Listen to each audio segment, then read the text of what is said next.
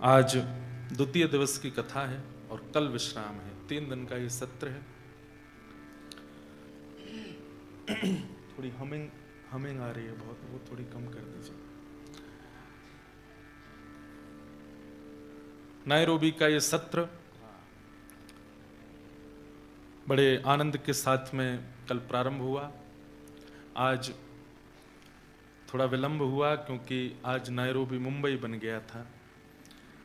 इतना ट्रैफिक था रास्ते में। तब मुझे कल लगा कि लोग बाग 5:30 का टाइम था, 6:30 के बाद आने शुरू हुए ज़्यादा कल। तो मुझे लगा इतने लेट क्यों आए, तो आज पता चला क्यों आए लेट। क्योंकि ट्रैफिक के बाद अब सबके ऑफिस खुल रहे हैं, सब आ रहे हैं, तो उसमें वो लग रहा है समय। इसीलिए आउट ऑफ इंडिया में वीकेंड्स पे कथा होनी चाहिए, क्योंकि सब लोग काम पर जाते हैं और बिना काम के कोई रहता नहीं। रहते तो खैर भारत में भी कोई काम के बिना नहीं है, पर फिर भी भारत में प्रायोरिटी ठाकुर जी की कथा है। बड़े बड़े लोग भी कार्यों को छोड़ करके कथा श्रवण करते हैं, लेकिन उसमें कोई ऐसा नहीं कि आपका उनका कोई तुलना है। यहां पर निर्वहन करने के लिए जो आवश्यक है आप वो कर रहे हैं, अब मत उसको करिए, वो नॉर्मली। हाँ, मैं ठीक हूं। 3 ही दिन का सत्र है बस। हम कम कर दीजिए आवाज। तो 3 दिन का सत्र, आज द्वितीय दिवस।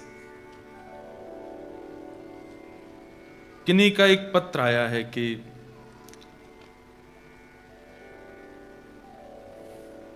आप श्री के गिरधर लाल जी के विवाह उत्सव में वृंदावन आई थी, तभी मैंने वहां से लाला और लाली की सेवा घर पधराई। उनका नाम मैं आपसे ही रखवाने की इच्छा है। ये भाव आया कि मेरे ये भाव आप पूरा कर सकें, मेरी ये प्रार्थना। अब गिरधर लाल जी के विवाह उत्सव में प्रिया प्रियतम आए हैं, तो फिर उनका नामकरण फिर श्री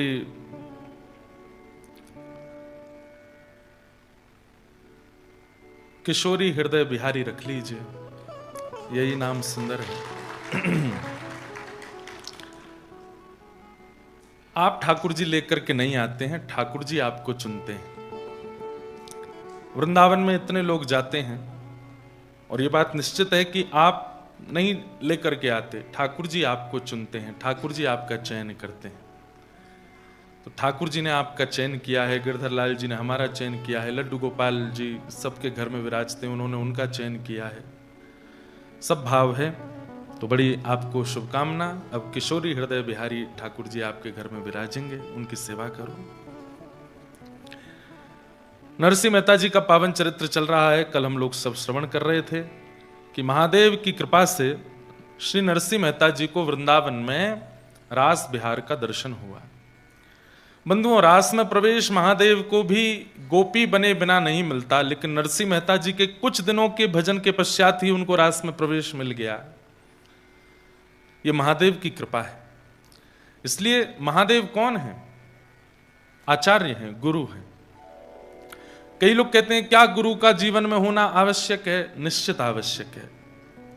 जैसे नायरोबी आने के लिए पासपोर्ट होना जरूरी है, वीजा होना जरूरी है, ऐसे ही गोलोक धाम या वैकुंठ धाम की यात्रा यदि करनी है तो गुरु रूपी आइडेंटिफिकेशन आपके पास में होना चाहिए। गुरु आपकी आइडेंटिटी बनाते हैं। जन्म हुआ, माता पिता ने क्या नाम रखा, वो उससे संसार जानता है, लेकिन दीक्षा देने के बाद गुरु जो आपका नाम रखते हैं उससे ठाकुर जी आपको जानते हैं। ठाकुर जी के लिए वही आपका परिचय होता है। अब घर में भले ही आपका नाम सोनू हो, घर में भले ही आपका नाम कुछ भी हो, अब बड़े विचित्र नाम होते हैं घरों में। तो अब वीजा ऑफिसर के पास जाकर के, पासपोर्ट कंट्रोल पे जाकर के आप कहो कि this is Pappu from India, तो everyone knows me by this name, तो वो उससे नहीं आपको पहचानेगा। बोले आप जानते नहीं हो मैं बहुत बड़ा आदमी हूं इंडिया का, तो वो पासपोर्ट कंट्रोल वाला कहेगा कि I just want to see your passport, मुझे अपना नाम नहीं बताओ कि तुम किस नाम से पहचाने जाते हो, पासपोर्ट देखना है। आप कहोगे अरे मेरी इतनी चलती है इंडिया में, 10 गाड़ियां मेरे आगे पीछे चलती हैं, वहां का मिनिस्टर, वहां के मंत्री सब मेरी जान पहचान रखते हैं। You just check on Google, my name is Pappu. तो आदमी यही कहेगा कि मुझे उससे मतलब नहीं, just show me your passport. आप कहोगे पासपोर्ट नहीं है तो आप कितने भी बड़े पप्पू हो, आपको वापस जाना पड़ेगा। जस्ट लाइक दैट ओनली, आप गोलोक में प्रवेश करना चाहेंगे तो ललिता विशाखा गुरु प्रदत्त नाम पूछेंगे। क्या नाम है, किनकी शरणागति है, किनसे शरणागत होकर के यहां आए हो। और वहां यदि आपने वही नाम बताया जो माता पिता ने रखा, जो परिवार ने रखा, जो संसार ने रखा, तो एंट्री नहीं मिलेगी। लेकिन गुरु जो नाम रखते हैं, यहां पर कई सारे गौड़िया वैष्णव बैठे हैं, कुछ हरिदासी भी बैठे हैं, कुछ हरिवंशी भी बैठे हैं, कुछ रामानुजी भी बैठे हैं। आचार्य आपका नामकरण करते हैं और उसी नामकरण से आपकी निकुंज में चर्चा होती है। वो आपका वास्तविक नाम नहीं जानते जिससे संसार में ख्याति है, वो आपका वही नाम जानते हैं जो गुरु ने प्रदान किया। और गुरु के द्वारा प्रदत्त नाम, गुरु के द्वारा प्रदत्त क्रिया, गुरु के द्वारा प्रदत्त स्वभाव, उसी से प्रवेश मिलता है निकुंज में। शिव कौन है? नरसिंह मेहता के गुरु जी हैं। उनके मन में आ गया कि नरसिंह को अब रास का दर्शन कराना है, तो गुरु कृपा से नरसिंह मेहता नरसिंह अली बन करके, अली कहते हैं सखी को, नरसिंह अली बन करके वृंदावन में रास देखने के लिए गए। वृंदावन तो जाते हैं पर रास का अनुभव नहीं होता। क्यों? कहीं ना कहीं गुरु प्रदत्त जो क्रिया है, या गुरु प्रदत्त जो भावना है, या गुरु प्रदत्त जो नियम है, शायद उसका पालन इतने भाव से किया नहीं गया। और दूसरी बात भी कह सकता हूं, शायद गुरु की उतनी कृपा नहीं है। नहीं तो वृंदावन जाकर के अनुभूतियां तो होती हैं। कई लोग वृंदावन जाते हैं तो उनको ऐसा लगता है कि छोटी गलियां हैं, बहुत मिसमैनेजमेंट है, बहुत भीड़ है, कोई वो नहीं है, ऐसा नहीं है, वैसा नहीं है। वो आके केवल कंप्लेंस ही करते रहते हैं। पर कई लोग उन्हीं दिनों में वो भी गए हैं, पर वो आकर के जैसे पूछते हैं कैसा लगा वृंदावन, तो they will just close their eyes और आंसू निकलने लगेंगे, हम बता नहीं सकते। तुमको भीड़ ने परेशान नहीं किया? पता ही नहीं चला कब थी भीड़। तुमको रात्रि में ये असुविधा नहीं हुई? नहीं, हमको तो ऐसा कुछ अनुभव नहीं हुआ। अभी गिरधर लाल जी का ब्याहुला हुआ था बरसाने में, तो हमने बरसाना से लगभग 6 किलोमीटर दूर माता जी गौशाला में कार्यक्रम रखा कि हमें पता था कि भीड़ बहुत होगी और हम संभाल नहीं पाएंगे। तो पहले दिन पूज्य पिताजी महाराज जब व्यवस्था देखने गए तो मुझको आके बहुत डांटा, बोले इतनी दूर तुमने व्यवस्था, बरसाना से 6 किलोमीटर दूर, वहां कोई रिक्शा नहीं जाता, कोई साधन नहीं जाता, वहां लोग कैसे पहुंचेंगे?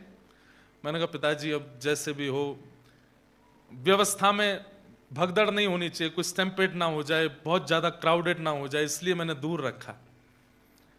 पर स्टिल लाल जी की बारात में there was more than 1 lakh people.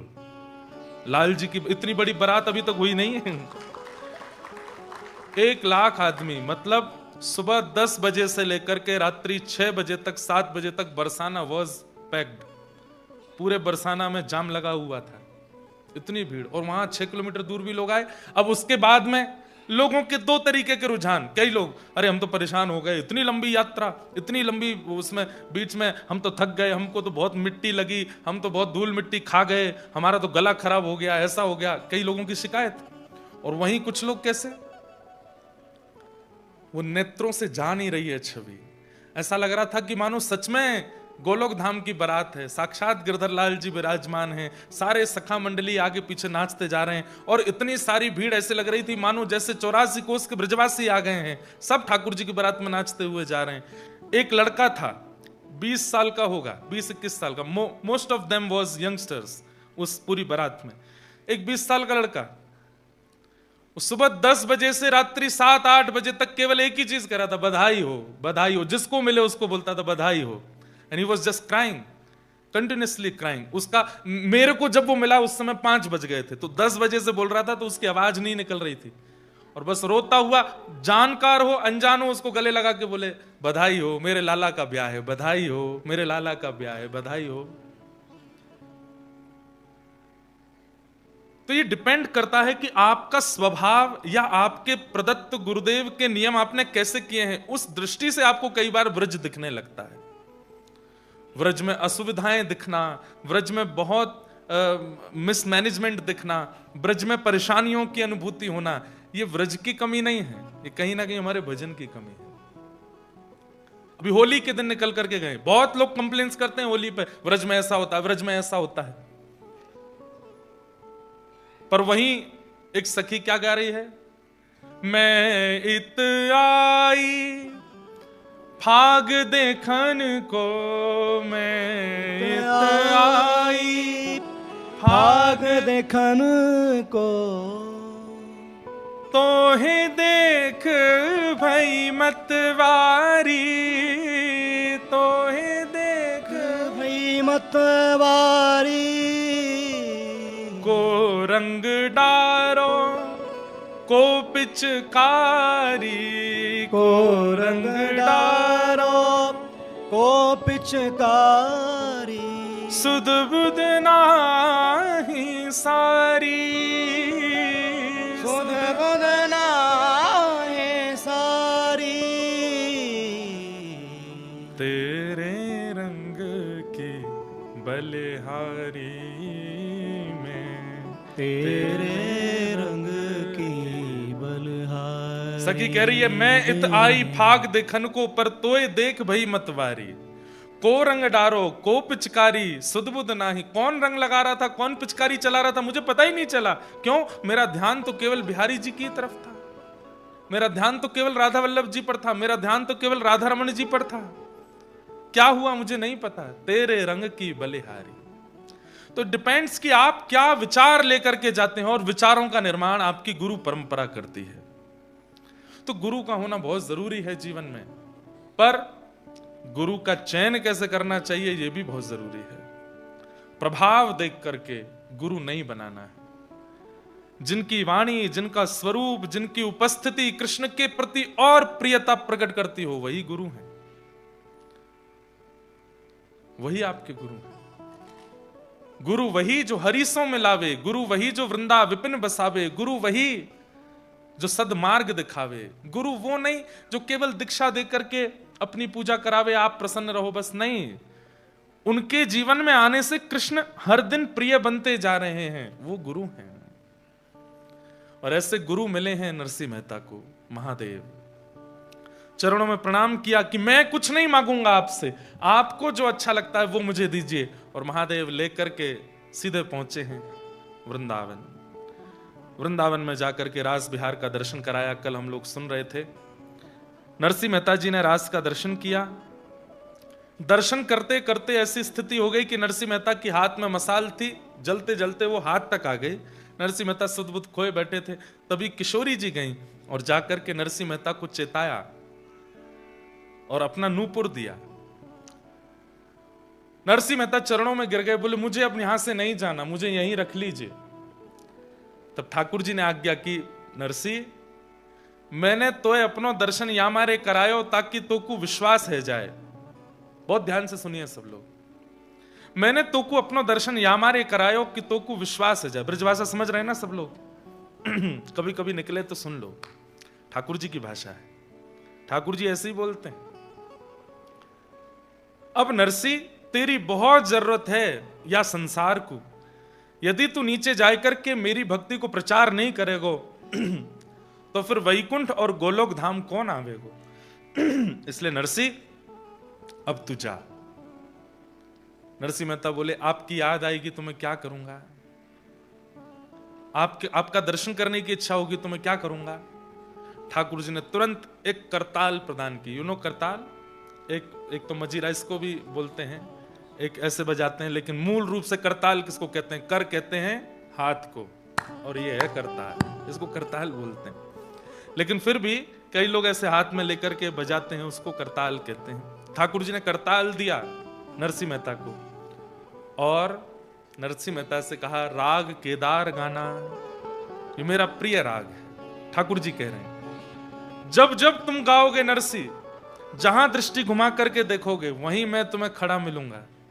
और बंधुओं, केवल नरसिंह मेहता को नहीं, मैं आपको ये बात प्रमाणित करके कह सकता हूं कि राग केदार में आज भी सामर्थ्य है। यदि कोई शुद्धता से गान कर दे, भाव से गान करे, तो आज भी ठाकुर जी दिख जाएंगे। ये राग केदार की खूबसूरती। हाँ, घर के अंदर बैठ के गाओगे, कमरा में बैठ के, तो शायद हो सकता है अनुभूति ना हो।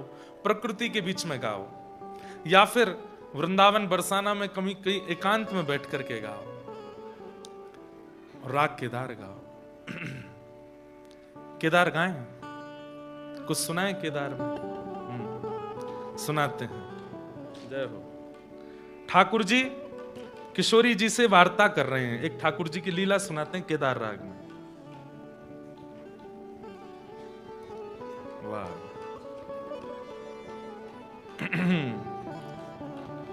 नरसिंह मेहता को राग भी दिया और वह राग सिखाया भी ठाकुर जी ने। यह भी समझने वाली बात है। नरसिंह मेहता छोटे से, उनको कहां संगीत आता है? राग दिया भी ठाकुर जी ने, तो फिर नरसिंह मेहता बोले, नाथ ये गाना कैसे है? तो फिर ठाकुर जी ने गा के सिखाया भी, ऐसे गाना है। और अब नरसिंह मेहता लिए करताल, हाथों में करताल है, पैरों में प्रिया जी ने नूपुर पहना दिए हैं, श्री किशोरी जी ने नूपुर पहना दिए हैं। और अब नरसिंह मेहता बस वही करताल बजाते हैं, नूपुर बजाते हुए पुनः जूनागढ़ चले गए। ठाकुर जी ने आज्ञा करके भेजा है कि तुमको अभी भक्ति का प्रचार करना है, इसलिए तुम अभी यहां नुकुंज में नहीं रुको, जाओ वापस। और नरसिंह मेहता वापस जूनागढ़ आ गए। ठाकुर जी का दर्शन हुआ। लौट करके आए नरसिंह मेहता। अब तो जित देखूं उतित श्याममयी, जहां देखते हैं वहीं ठाकुर जी दिखाई देते हैं उनको। कहां जाएं? तो घर गए अपने बड़े भैया के पास, भाभी के पास। जैसे ही पहुंचे, नरसिंह मेहता के वैसे ही चिड़े हुए थे भैया भाभी दोनों, और अब ये पैरों में नूपुर देख करके, हाथ में करताल देख करके, और इनकी वेशभूषा जो भक्तों की सी बनी हुई थी, उसको देख करके तो भाभी और भैया दोनों और गुस्सा हो गए। अरे हमने तो सोचा था कि तू मर गया होगा, तो लौट के आ गया फिर से। और ये क्या पहन के, ये घुंघरू पहन करके कहां घूम रहा है, और ये क्या हाथ में ले रखा है? नरसिंह मेहता ने दंडवत प्रणाम किया दोनों भैया भाभी को। ये ठाकुर जी को पुकारवे को यंत्र है, ये करताल है और ये नूपुर है।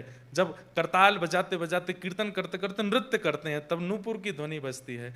इससे प्रिया प्रियतम प्रसन्न होते हैं, इसलिए मैं इनको पहन के आया हूं। भैया जोर से उपहास करने लगे, अरे राम राम राम, ये क्या कर रहा है? चल चल, तुझे राजा के पास ले चलता हूं, राजा से कहूंगा वो तुझे थोड़ी नौकरी दे देंगे, 2-4-5 रुपया महीना कमा लेगा, तेरा भी जीवन कट जाएगा। ये सब उतार दे, क्या पहन के घूमता है? नरसिंह मेहता बोले, भैया ये तो नहीं उतारूंगा मैं, क्योंकि जिन्होंने पहनाया है वो बहुत विशेष है। कौन माने नरसिंह मेहता की बात? भाभी चिल्लाने लगी, बोले मैं ऐसे नहीं रहने दूंगी इसको घर में। पहले ही इसके कारण हमारा पूरा अपयश होता रहा है पूरे नगर में, और अब इसको ये घुंघरू पहन के घूमेगा, करताल बजाता घूमेगा, सब इसको क्या क्या बोलेंगे, और इसकी वजह से हम लोगों को कलंकित करेंगे। आप पहले ही सुन लीजिए, इसको बाहर कर दीजिए, या तो ये रहेगा या मैं रहूंगी। नरसिंह मेहता बहुत चिंता में आ गए। भाभी मां, मैं कोई भार बन के नहीं, ये तो भगवत प्राप्ति के लिए हम सब जीवन में आए हैं, हम सब ने जन्म लिया है, उसी भाव की पूर्ति करना हूं मैं। बंधुओं, एक बात ध्यान रखिएगा, हम लोग कई बार बहुत प्रेशराइज कर देते हैं किसी को कि you should wear Tilak and all every day. अच्छी बात है, पहनना ही चाहिए, नित्य तिलक धारण कीजिए, नित्य कंठी पहनिए, नित्य धोती पहनिए। पर कभी कभी ऐसा होता है कि देखिए, मेरे साथ ये चीज डिस्टर्बिंग नहीं है, मैं रोज तिलक धारण करूं, रोज कंठी पहनूं, रोज धोती पहनूं, उसमें कोई दिक्कत नहीं, क्योंकि मेरा जीवन भी कृष्ण है, मेरे प्राण भी कृष्ण है, मेरा प्रोफेशन भी कृष्ण है, मेरा सब कुछ कृष्ण बन चुके हैं, इसलिए मुझे इतनी दिक्कत नहीं। पर आजकल के युवा जो कॉलेज भी जाते हैं, अपनी पढ़ाई आदि भी करते हैं, उनको तिलक धारण करने में अगर वहां उपहास सहना पड़ता है, तो या तो वो प्रहलाद जी की तरह, नरसिंह मेहता की तरह इतने बोल्ड बन करके रहेंगे, तुम चाहे जितना मजाक उड़ाओ, हम फिर भी तिलक धारण करेंगे, हम फिर भी शिखा रखेंगे, हम फिर भी धोती पहनेंगे। लेकिन यदि वो उपहास मन को व्यथित करता हो, तो ऐसी स्थिति में भक्ति का उपहास ना हो, ऐसी क्रिया करनी चाहिए। और वहां आचार्यों ने एक आज्ञा दी है, क्या? कि आप हाथ में जल लेकर के, आप अपने गुरुदेव का स्मरण करके और जल का तिलक धारण कर लीजिए। दैट इज इनविजिबल, लोगों को नहीं दिखेगा, ठाकुर जी को तो दिखेगा कि मेरो है, तो वो आप धारण करके जा सकते हैं। लेकिन घर वापस आते ही पुनः आपको तिलक धारण करना पड़ेगा। जो लोगों को तिलक धारण करने की विशेष परम इच्छा चित्त में होती है, उन लोगों के लिए ऐसा कर सकते हैं। या तो वो पहनिए, उसके लिए चाहे लड़ना पड़ जाए, दुनिया से लड़ जाइए, लेकिन फिर भी आप उस उपहास को अगर सह नहीं पाते हैं तो आप इस प्रकार से तिलक धारण कर सकते हैं। नरसिंह मेहता जी ने मन में विचार किया कि अकेले मेरा उपहास होता तो मैं सह लेता, लेकिन यहां पर करताल का, नूपुर का, संकीर्तन का, भक्त भेष का अपराध हो रहा है, ये मैं नहीं सह पाऊंगा। और नरसिंह मेहता ने अपने भैया भाभी को प्रणाम किया, बोले मैं घर छोड़ के जा रहा हूं। तो बोले तू जा रहा है, इसमें तेरी भलाई होगी। नहीं नहीं नहीं, हम निकाल रहे हैं, हम तुझे घर से निकाल रहे हैं। सोचिए, बोले अगर ये कह के जाएगा कि मैं जा रहा हूं तो नगर के लोग कहेंगे कि उसने घर छोड़ा, इसमें इसकी भलाई मानी जाएगी। ऐसा करो कि हम तुझे निकाल रहे हैं। और नगर के लोगों को पता चले तो हल्ला करते हुए नरसिंह मेहता को घर से निकाल दिया। सब लोगों ने समझ लिया कि नरसिंह को घर से निकाल दिया है। नरसिंह मेहता जी बोले भैया मेरे तो ठाकुर जी हैं, अब वही मेरा जीवन चलाने वाले हैं, वही मेरी रक्षा करने वाले हैं, देखेंगे क्या होता है। गांव के बाहर एक धर्मशाला थी, उस धर्मशाला में जाके नरसिंह मेहता रहने लगे। वहीं बैठ करके अपना भजन करते थे। तभी पास के एक गांव में एक ब्राह्मण रहते थे, उनकी बेटी का नाम था मणिक गौरी। तो मणिक गौरी ने अपने पिता से कहा था कि मैं ऐसे वैसे किसी से ब्याह नहीं करूंगी, मैं ऐसे से ब्याह करूंगी जिससे ब्याह करके मेरे भजन में वृद्धि हो, मुझे भगवत मिलन में और सहायता हो। मुझे धनवान नहीं चाहिए, मुझे रूपवान नहीं चाहिए, मुझे साधक भक्त व्यक्ति चाहिए जिससे मैं ब्याह करूं। पिताजी बोले ऐसा लड़का कहां मिलेगा, जगह जगह ढूंढते रहे, कहीं नहीं मिला। तो उन पिता ने ठाकुर जी की आराधना की, ध्यान से सुनिएगा, खूब आराधना की और कहा कि मेरी पुत्री जैसा वर चाहती है वैसा वर इस संसार में मिलेगा। एक दिन ठाकुर जी पहुंच गए स्वप्न में और उनसे जाकर के बोले पास का एक स्थान है जूनागढ़, बोले हाँ, वहां धर्मशाला में एक रहता है, नागर वंशीय ब्राह्मण है, उसका नाम है नरसिंह मेहता, तुम्हारी बेटी का उससे ब्याह कर दो। सोचिए,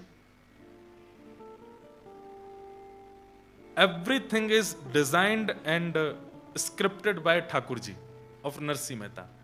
हम लोग अपने जीवन का निर्माण स्वयं करते हैं, इसलिए जीवन में आने वाली विपत्ति भी हमको ही सहनी पड़ती है। लेकिन नरसिंह मेहता ने ऐसा समर्पण किया है ठाकुर जी को कि सब कुछ ठाकुर जी डिजाइन कर रहे हैं। क्या खाना है, क्या पहनना है, कहां जाना है, किससे मिलना है, कब बैठना है, ये सब कुछ ठाकुर जी डिसाइड कर रहे हैं। यही असली भक्त का स्वरूप होता है। मैं बहुत प्रशंसा के रूप में नहीं कह रहा हूं या अभिमानवश नहीं कह रहा हूं, पर हमने भी अपने लाल जी को अपना जीवन अर्पित कर रखा है। वो जैसा चाहते हैं वही होता है। उनकी इच्छा के बिना इस तन के ऊपर वस्त्र भी नहीं आता, ये निश्चित बात है। उनकी इच्छा के बिना मैं विदेश में भी कहीं नहीं जाता। नायरोबी आने के लिए भी पर्ची डालनी पड़ती है कि आप चलोगे, वो हां बोलते हैं तो ही आते हैं। और भी जहां कथाएं होने हैं सब जगह की, भारत में तो अब नहीं जाते लाल जी, अब विवाह के बाद लाल जी का विवाह हो गया, तब से लाल जी घर विराजने की ज्यादा संभावना। बाकी ईच एंड एवरीथिंग सब लाल जी डिसाइड करते हैं कि क्या होना है क्या नहीं।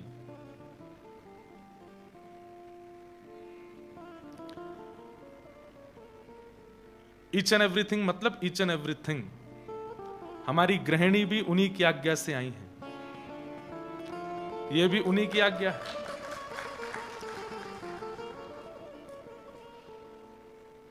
अब जीवन में जो कुछ भी है सब उन्हीं की आज्ञा है।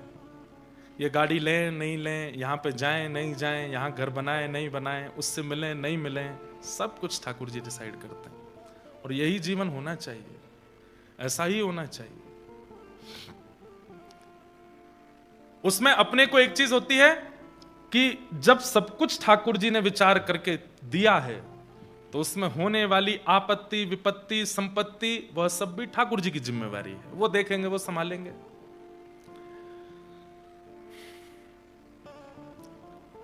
ठाकुर जी ने आज्ञा करके ब्राह्मण देवता को कहा कि अपनी बेटी का विवाह तुम वहां कर दो नरसिंह मेहता से, जाओ। यहां पर उन ब्राह्मण देवता ने अपनी बेटी मणिक गौरी का ब्याह नरसिंह मेहता से किया। नरसिंह मेहता जी ने भी ब्याह कर लिया, गृहस्थाश्रम में प्रवेश किया। आपकी पहली बेटी हुई जिसका नाम था कुमरी बाई। क्या नाम था? कुमरी बाई। ब्याह के 2 साल बाद प्रथम पुत्री हुई कुमरी बाई, जिसको आप नन्ही नन्ही कह के बुलाते थे। क्या बोलते थे? नन्ही। जैसे बालक, पिता अपने बालक को प्यार से बुलाता, तो ऐसे नन्ही नन्ही बोलते थे। उसी से उनका फिर कालांतर में नाम नानी हो गया और सब उनको नानी बाई बोलने लगे। और वही कथा फिर कल आएगी, नानी बायनो मायरो, जिनका भात भरने के लिए स्वयं ठाकुर जी गए थे। ये वही नन्ही बाई। इनका नाम क्या था? कुमरी बाई। असली नाम कुमरी बाई। नरसिंह मेहता जी के फिर दूसरे एक पुत्र हुए, उनका नाम था श्यामल दास। इनकी बारात में भी ठाकुर जी गए थे। कितना सुंदर प्रसंग है, अभी सोच के मुझे गूज़बम्स हो रहे हैं। इनकी बारात भी ठाकुर जी लेके गए थे। सब कुछ नरसिंह मेहता के जीवन में अपना कुछ है ही नहीं, सब ठाकुर जी कर रहे हैं। और तीसरी इनकी एक पुत्री हुई, उनका नाम था रत्नाबाई। ये 3 संतान हुई नरसिंह मेहता की। धर्मशाला में रहते थे छोटे छोटे बच्चे। तो एक दिन पत्नी ने कहा, हम भक्ति करते हैं, भजन करते हैं, ठाकुर जी की सेवा करते हैं, आप प्रवचन करते हो। अपनी पत्नी बच्चों को प्रवचन सुनाते थे नरसिंह मेहता, फिर कीर्तन करते थे। बोले सब अच्छा है, पर ये धर्मशाला में बच्चे रहते हैं, मैं रहती हूं, कोई भी आ जाता है, कोई भी, तो इससे थोड़ा मुझे लगता है कि कैसे करें, कहीं हम घर नहीं बना सकते। नरसिंह मेहता बोले, देखो देवी, हम अपने लिए घर बनाएं ये हमारा स्वभाव नहीं, ठाकुर जी के लिए घर बनेगा और ठाकुर जी कृपा करेंगे तो ठाकुर जी के लिए घर बनेगा। अब जब तक ठाकुर जी को धर्मशाला में बढ़िया लग रहा है तब तक रहेंगे, जब ठाकुर जी की इच्छा होगी तो घर में भी जाएंगे। मतलब इतनी सी भी अपनी इच्छा नहीं है, ठाकुर जी की इच्छा। तभी एक सेठ उस धर्मशाला में आए, नरसिंह मेहता जी से मिले, उनका प्रवचन सुना। प्रवचन सुन के बड़े प्रसन्न हुए, दक्षिणा प्रदान की। नरसिंह मेहता जी की पत्नी ने भोजन बना करके उनको पवाया। वो सेठ जी बोले, मैं बहुत प्रसन्न हूं नरसिंह जी, आप यदि आज्ञा करें तो मैं आपको जूनागढ़ में जगह खरीद के घर बनवा के दे दूं। पत्नी की तो आंख खुल गई, बोले कि बोल दो, ठाकुर जी ने भेजा है। नरसिंह मेहता बोले, देखो हमको तो घर नहीं चाहिए, हमको तो कहीं नहीं रहना है, पर ठाकुर जी चाहेंगे तो। बोले नहीं नहीं, ठाकुर जी ही चाह रहे हैं, इसीलिए हम आपसे कह रहे हैं। खूब कहा। नरसिंह मेहता बोले, मैं कैसे मान लूं कि ठाकुर जी चाह रहे हैं। बहुत देर तक तो वो सेठ जी बताते रहे कई बात, लेकिन नरसिंह मेहता नहीं माने। अंत में आकर के उन्होंने अपना असली रूप दिखाया। वो कोई और नहीं, श्री अक्रूर जी महाराज थे, जो भगवान को वृंदावन से मथुरा लेकर के गए थे, ठाकुर जी के काका जी। अक्रूर जी जब प्रकट हुए देव रूप, जब नरसिंह मेहता ने देखा, बोले आप कौन है? बोले मैं अक्रूर हूं, ठाकुर जी को मथुरा से, वृंदावन से मथुरा में ही लाया था, वहां से फिर यहाँ द्वारिका में भी मैं हूं, मैं काका हूं ठाकुर जी का। ठाकुर जी ने ही मुझे भेजा है कि नरसिंह के लिए एक भवन निर्माण करो, आपकी कुछ रिक्वायरमेंट बता दो। नरसिंह मेहता बोले, हमारी तो एक ही रिक्वायरमेंट है कि हमारे घर में कोई भी आवे तो उसको ये ना लगे कि ये घर है, उसको ये लगे ये तो कोई मंदिर है, उसको ये लगे ये तो कोई साधना का स्थान है, उसको ये लगे यहां संत कभी भी रह सकते हैं, संत निवास होना चाहिए, ठाकुर जी के कीर्तन का स्थान होना चाहिए, यज्ञ मंडप होना चाहिए, भोजनशाला होनी चाहिए, सेवा के लिए कोई भी राहगीर, क्योंकि जूनागढ़ बीच में है, एक तरफ सोमनाथ, दूसरी तरफ द्वारिका, तो दर्शनार्थी आते जाते रहते हैं। दर्शनार्थियों की रहने की उत्तम व्यवस्था, उनकी सेवा की, मतलब अपने लिए कुछ नहीं चाहिए, ऐसा भवन बनाओ। अक्रूर जी महाराज द्वारिका के एक प्रकार से छोटे सेनापति हैं, वो ऐसा भवन निर्माण कराया उन्होंने कि जूनागढ़ के लोगों की आंखें खुली रह गईं। अद्भुत भवन। लेकिन नरसिंह मेहता वहां जैसे ही पहुंचे, जाकर के प्रणाम किया, ठाकुर जी को विराजमान किया, पत्नी बच्चों के साथ प्रवेश किए। रात भर सोए नहीं। पत्नी बोली, क्या हुआ? मन नहीं लग रहा है। क्यों? अरे इस घर में हम रह रहे हैं तो ऐसा लग रहा है हम स्वामी हैं इस घर के, कोई होना चाहिए साथ में, कोई साधु, कोई महात्मा, कोई साधक, कोई भक्त, वो रहे हमारे साथ। तभी जूनागढ़ में कुछ सूरदासों का आगमन हुआ। सूरदास जानते हैं, जिनके नेत्र नहीं होते। ऐसे 16-17 सूरदास आए, ध्यान से सुनिएगा, जो एक दूसरे का कंधा पकड़ के चलते थे, दिखाई नहीं देता था, आगे वाला छड़ी पकड़ के चलता, बाकी सब उसके एक दूसरे के कंधे पकड़ लेते। और इनका काम क्या था सूरदासों का? घर हर द्वार पर जाते और मंजीरा बजा करके कीर्तन करते। घर के व्यक्ति की अगर श्रद्धा होती तो वो इनको भोजन दे देता, दक्षिणा दे देता, खा पी करके वहीं गुजर बसर कर लेते, फिर दूसरे घर में जाते, वहां थोड़ी देर कीर्तन करते। ऐसे एक दिन नरसिंह मेहता ने घर के बाहर देखा तो 17 सूरदास एक दूसरे के पीछे कंधा पे हाथ धरे चल रहे थे, हाथ में मंजीरा करताल कीर्तन जैसे ही करने लगे नरसिंह मेहता के द्वार के बाहर, तुरंत अपनी पत्नी के साथ गए, सबके चरण वंदन किए, चरण धोए, चरण धो करके माला पहनाई। नरसिंह मेहता बोले, आप सब कौन हैं? बोले, हम सब सूरदास हैं, ठाकुर जी का कीर्तन करते हैं, घर घर के बाहर जाकर के कीर्तन करते हैं, फिर जो मिल जाता है उससे पाते हैं। बोले, आप ठाकुर जी की प्राप्ति के लिए भजन करते हो कि भोजन के लिए भजन करते हो? तो उन्होंने कहा, अभी तो भोजन के लिए कर रहे हैं, पर भोजन सहज ही मिल जाएगा तो ठाकुर जी के लिए करने लगेंगे। नरसिंह मेहता बोले, तो आप सही जगह आए हो, आज से ये भवन आपका है और आप यहीं रहेंगे हमारे साथ। सबकी उम्र पूछी, सुनिएगा ध्यान से, क्यों उम्र पूछी? बोले, नरसिंह मेहता से जो छोटे हैं वो सब छोटे भाई और जो बड़े हैं वो सब बड़े भाई, और तो परिवार है नहीं, यही मेरा परिवार है। पत्नी से कहा, ये जेठ हैं, ये 3-4 जो हैं, और ये बाकी के जो हैं तुम्हारे देवर हैं, इनसे घूंघट करके रहना, इनको रोज प्रणाम करना। और पत्नी भी उसी भावना से उन सबको प्रणाम करती। गली मोहल्ले के लोग पूछते, अरे नरसिंह ये कौन है? बोले, रिश्तेदार हैं हमारे। अच्छा, दूर के होंगे? बोले, दूर के नहीं है, सबसे करीब के हैं, सबसे करीब के हैं। बोले, अच्छा, किनके बालक हैं? बोले, ठाकुर जी के बालक हैं, ठाकुर जी हमारे प्राण हैं और उनके ये सब बालक हैं, इसलिए हमारे सबसे करीबी हैं। अंतिम दिन तक, नरसिंह मेहता जी के अंतिम दिन तक ये सारे सूरदास उनके साथ ही रहे, एक दिन भी सूरदासों को दूर नहीं किया नरसिंह मेहता जी ने। नरसिंह मेहता कभी कभी उन सूरदासों के सामने बैठ करके कहते, आप कितने भाग्यशाली हो। बोले, क्यों? ठाकुर जी ने आपको नेत्र नहीं दिए। बोले, ये इसमें भाग्य क्या है हमारा? चलते हैं, मेरे नेत्र ही जब ठाकुर जी आप बन जाओगे तो थाम उंगरिया जोन डगरिया ले चालो तुम जानो, हरि में नैनहीन तुम नैन। आप लोग प्रेम से मेरे घर पर निवास कीजिए, आपका ही स्थान है। और नरसिंह मेहता उनके साथ में भाव से रहने लगे। भाई ने घर से तो निकाल दिया था नरसिंह मेहता जी को, लेकिन साल में एक बार नरसिंह मेहता जी के पिताजी का श्राद्ध होता था। उस श्राद्ध में बड़े भैया इनको कहते थे कि उसमें तुम आ सकते हो, बाकी तुम साल भर मत आना, पर पिताजी का माताजी का श्राद्ध होता उसमें आ सकते हो। तो नरसिंह मेहता हर साल अपने बड़े भैया के घर केवल श्राद्ध में जाते थे, पिताजी का श्राद्ध करने के लिए। अब की बार जब बड़े भैया आए निमंत्रण देने तो नरसिंह मेहता भाभी और उनकी पत्नी दोनों ने प्रणाम किया, घर में बैठाया। बोला, अच्छा, किसी बड़े यजमान के द्वारा घर बनवा लिया आप तुमने, बहुत बड़ा घर बनवाया है। भैया, सब आपकी पिताजी की कृपा है, ठाकुर जी की कृपा है। अच्छा, कल पिताजी का श्राद्ध है, आ जाना। जी भैया, मैं आ तो जाऊंगा, लेकिन एक थोड़ी सी बात है। बोले, क्या? हमारे परिवार में अब 3 बालक, मैं, मेरी पत्नी, हम ही नहीं हैं, हमारे साथ में 16 सूरदास भी हैं, वो भी आएंगे, वो हमारे ही परिवार के हैं, वो भी आएंगे, तो आप थोड़ी सी व्यवस्था ज्यादा रखना। और भैया एक बात और। बोले, क्या? अब मेरे नियम बहुत हो गए, मैं सुबह से सेवा करता हूं ठाकुर जी की, तो मैं जल्दी नहीं आ पाऊंगा, मैं सेवा पूरी करके ही आ पाऊंगा। अब ये बातें कहीं तो बड़ी सहजता से थी नरसिंह मेहता ने, लेकिन उनके भैया को बहुत चुभ गई। अच्छा, ये बाहर के व्यक्ति, हमारे नाम के नहीं, गोत्र के नहीं, कुल के नहीं, खानदान के नहीं, इनको लेके आएगा तू श्राद्ध में? सुन, हम तो तुझ पर कृपा करे बैठे थे कि 365 दिन में एक दिन तुझे अपने घर आने देते थे, अब वो भी बंद।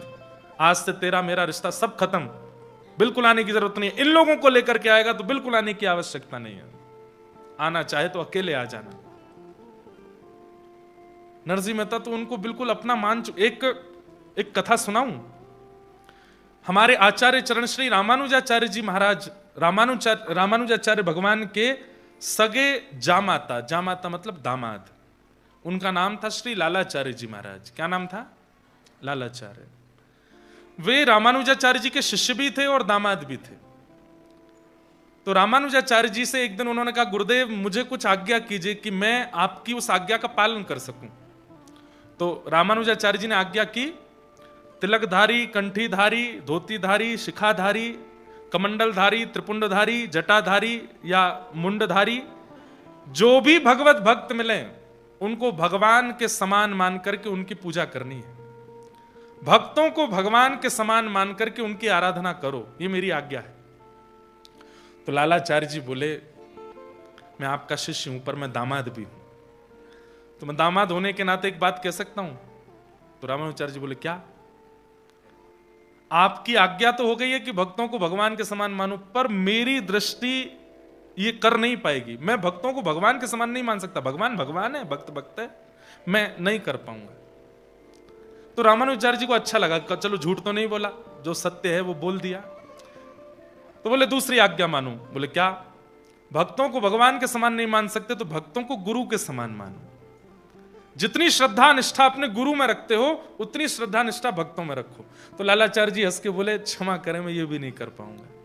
मेरे गुरु हैं, मैं सबको गुरु रूप में कैसे देख सकता हूं? आप इसके भले मुझे कोई दंड दे दीजिए, लेकिन ये मैं कर नहीं पाऊंगा। तो फिर रामानुजाचार्य जी ने तीसरी आज्ञा दी। बोले भक्तों को अपने संबंधियों के समान मानो, अपने परिवार के समान मानो। लालाचार्य जी बोले, ये करके दिखाऊंगा, मैं ये कर दूंगा।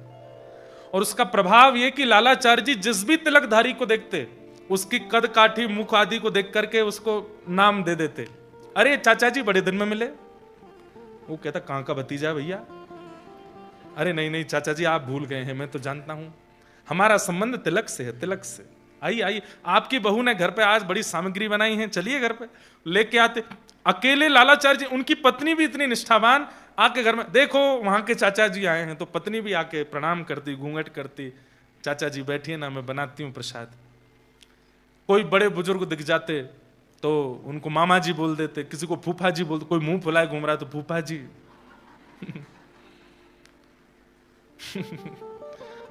I'm sorry to all फूफाजीज whoever is sitting in this hall. फूफा जी थोड़े मुंह फुला लेते हैं। सबको वो संबंधी मानते थे। पूरे नगर में चर्चा था कि लालाचार्य जी की भक्ति देखो, ये सब तिलकधारियों को अपना संबंधी मानते हैं। कभी कभी तो इनकी पत्नी की सहेलियां वो उनसे मजाक विनोद कर देती, अरे घूंघट कर ले, क्यों? क्या पता तेरे दादा ससुर आ रहे हो सामने से, देख तिलकधारी आ रहा है कोई, तो वो वास्तव में घूंघट ही कर लेती। बोले हाँ तूने बढ़िया याद दिलाया, दादा ससुर ही है। एक बार ऐसा हुआ कि कावेरी नदी में एक शव बहता जा रहा था और उस शव के गले में कंठी माला थी, और तभी इनकी पत्नी जल भर रही थी। तो विनोद में फिर से सखियों ने कहा, अरे अरे देख, कहीं तेरा देवर तो नहीं जा रहा मरा हुआ, देख किसी का शव बहता हुआ जा रहा है, गले में कंठी माला है। और इस बात को सुनकर के वो इतनी व्याकुल हो गई कि रोते रोते अपने पति के पास गई और जाकर के कहा, लालाचार्य जी कंठी माला पहने एक शव बहता हुआ जा रहा है। सबने कहा वो मेरे देवर तो नहीं, कंठी है गले में। तो ये बात सुनते ही कि कंठी गले में है और वो शव है, मतलब मृत्यु हो चुकी है, लालाचार्य जी इतना रोए इतना रोए। अरे मेरे छोटे भाई चले, अभी तक देखा भी नहीं है उनको। ये नाटक नहीं हो सकता, ये वास्तविकता है। इतना रोए, व्याकुल हो गए, दौड़ करके गए, जाकर के उनका शव निकाला, 2-4 लोगों की मदद से अपने घर ले आए। किसी अन्य के शव को अपना घर कैसे ला सकता है कोई? घर ला करके पुरोहित जी को बुलाया, बोले कि इनका सब करवाइए संस्कार। पुरोहित जी बोले इनका नाम गोत्र तुम्हारे, बोले जो मेरा गोत्र है वही गोत्र है, और जिनका कोई गोत्र नहीं तो तिलकधारी कंठीधारी अच्युत गोत्र है। पुरोहित जी ने कहा भैया मैं नहीं कराऊंगा इनका अंतिम संस्कार। जैसे तैसे एक ब्राह्मण मिला, उसने संस्कार कराया। 13 दिन तक 10 गात्र किए, जो हमारे रिचुअल्स में होता है।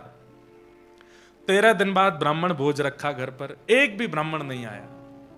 बोले कुल ये अपनी भक्ति अपने रखे अपने पास, कुल का नहीं, जाति का नहीं, खानदान का नहीं, उसका भोजन करने जाएंगे हम? तो लालाचार्य जी रोते हुए रामानुजाचार्य जी के पास गए, बोले मैंने तो आपकी आज्ञा का पालन किया था, पर यह संसार उस आज्ञा को पूर्ण होने नहीं दे रहा है। आपने कहा था कि तिलकधारी कंठीधारी सब तुम्हारे संबंधी, अपने संबंधी का मैं 10 गात्र कर रहा हूं, ब्राह्मण भोज कर रहा हूं, तो फिर ब्राह्मण भोजन करने क्यों नहीं आए? मेरी निष्ठा में कमी नहीं है, पर ये संसार के लोग मेरी निष्ठा को पनपने नहीं दे रहे हैं। तो रामानुजाचार्य जी के नेत्र सजल हो गए। श्री रंगनाथ भगवान पौड़े थे, जाकर के हाथ जोड़ के कहा, नाथ इनका विश्वास अविश्वास ना हो जाए, कृपा कीजिए। तुरंत ठाकुर जी ने इशारा किया और आकाश मार्ग से एक दिव्य तेज प्रकट हुआ। वैकुंठ से ब्राह्मण प्रकट होकर के आए और लालाचार्य जी के यहां आकर के प्रसाद पाया उनका। वैकुंठ से ब्राह्मण भेजे ठाकुर जी ने।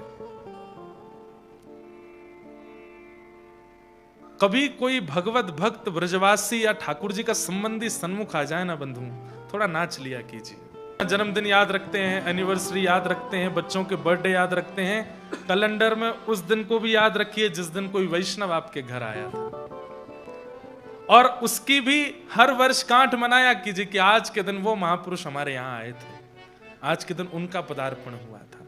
इतनी निष्ठा भक्तों के प्रति होनी चाहिए।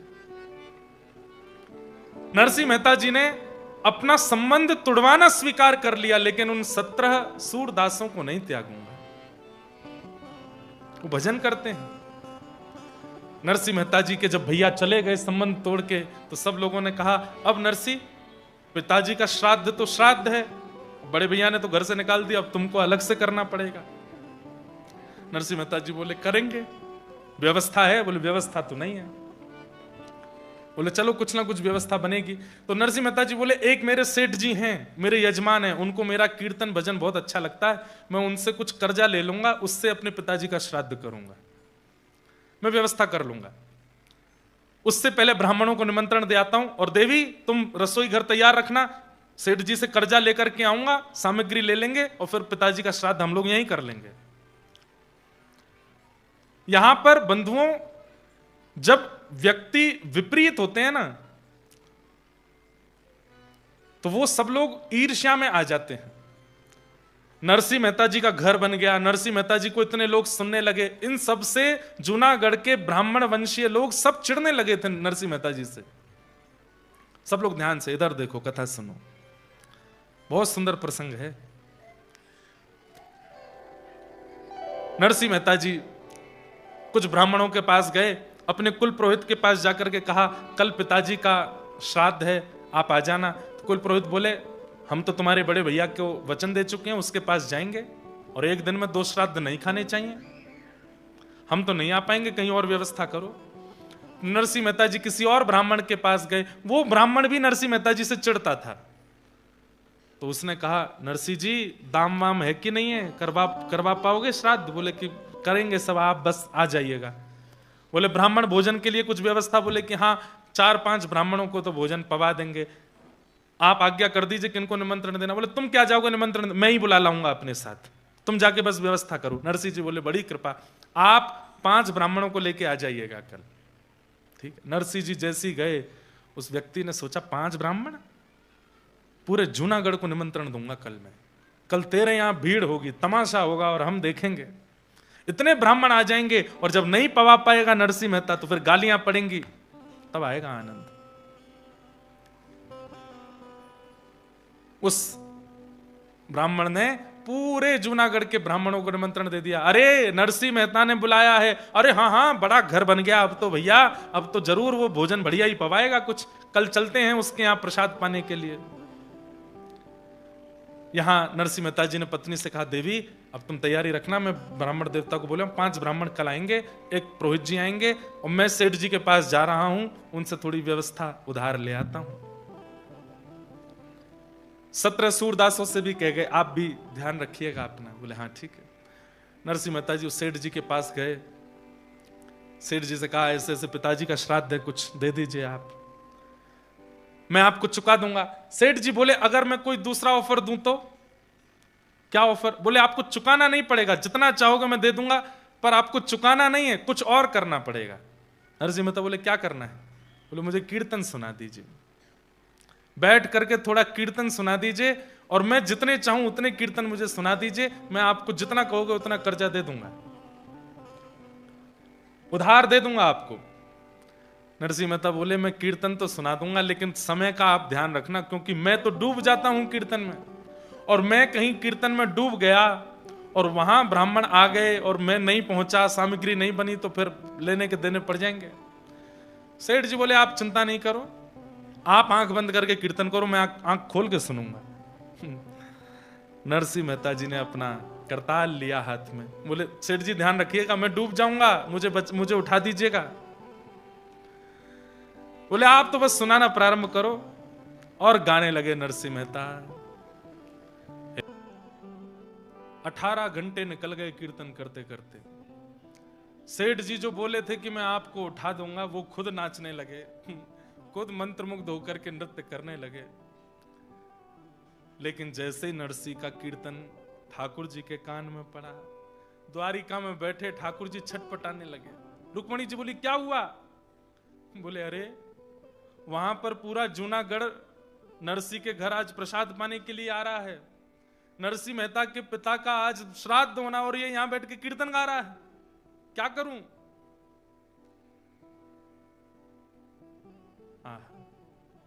अपने जन के कारण ठाकुर जी रूप बदलते हैं। कभी ठाकुर जी कोई बन के आते हैं, कभी कोई बन के आते हैं, कभी कोई बन के आते हैं। पर इस कलिकाल में एकमात्र ऐसे नरसिंह मेहता हैं या फिर श्री जयदेव महाप्रभु हैं जिन दो लोगों का रूप ठाकुर जी ने धारण किया। और आज नरसिंह मेहता बनकर के स्वयं ठाकुर जी उनके घर पहुंच गए।